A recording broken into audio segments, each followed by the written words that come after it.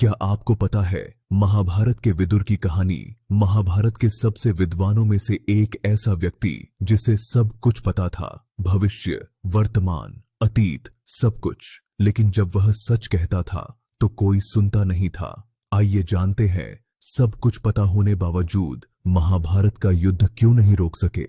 महाभारत के समय से हजारों साल पहले एक घटना हुई जिसने सब कुछ बदल दिया। एक महान आर्षि थे, मंडव्य। उन्होंने तपस्या की, लेकिन एक दिन उनके घर में कुछ अपराधी आ गए। अपराधियों को पकड़ा गया और जेल भेज दिया गया, लेकिन मंडव्य को भी गलती से शूली चढ़ा दिया गया। मंडव्य जीवित रहे, उनके अंदर की दिव्य शक्ति ने उन्हें बचाया, लेकिन उनके क्रोध को कौन रोक सकता था? मंडव्य का क्रोध इतना विशाल था कि उन्होंने यम धर्मराज को श्राप दिया, तुम यम जो सब कुछ नियंत्रित करते हो, जो सबको न्याय देते हो, तुम एक मानव बनो, पृथ्वी पर जाओ और सब कुछ जानते हुए भी कोई तुम्हें माने नहीं। यह श्राप था कि देवता मनुष्य बनेगा, लेकिन अपनी सारी दिव्य जानकारी के साथ। और तब व्यास आर्षि से यम का मिलन हुआ। व्यास को यम ने कहा, मैं पृथ्वी पर जाऊं, तुम मुझे अपने साथ ले जाना। व्यास और यम ने एक योजना बनाई।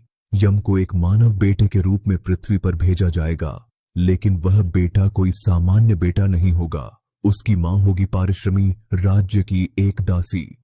इस योजना के पीछे कारण था, यम धर्मराज को मानवता को समझना था, आम मनुष्य के दृष्टिकोण से सीखना था, और इसलिए विदुर का जन्म हुआ। विदुर जिसका अर्थ है विद्वान, लेकिन वह सिर्फ विद्वान नहीं था, वह यम धर्मराज था। विदुर को सब कुछ पता था, भविष्य, वर्तमान, अतीत, हर मनुष्य का भाग्य, हर घटना का परिणाम। लेकिन श्राप का एक भीषण हिस्सा था, जब विदुर सच कहता था तो कोई उसे विश्वास नहीं करता था।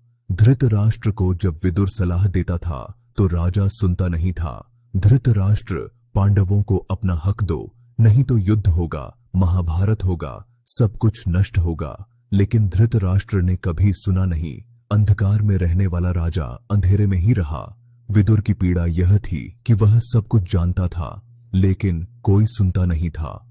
वह सबको बचा सकता था, लेकिन कोई उसे मानता नहीं था।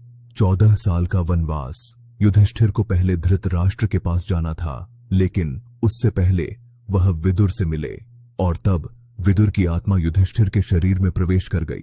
उसी पल युधिष्ठिर को सब कुछ समझ आ गया। वह जान गया कि विदुर असल में यम धर्मराज था।